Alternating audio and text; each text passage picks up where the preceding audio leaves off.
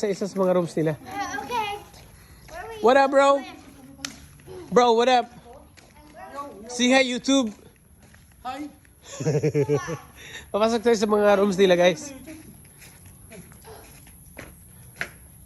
Ito yung rooms nila. Yan, may sarili kayong kitchen. Tapos, mayroon kayong bed. Yan. Tapos, mayroon kayong of course, banyo. Yan yung banyo nila. Yan.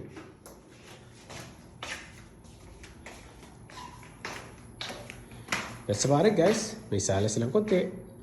Tapos pag nag-chill-chill kayo, kasi ang maganda rito, kasi parang homey siya, parang nasa bahay ka lang. Tapos hindi siya crowded, ha?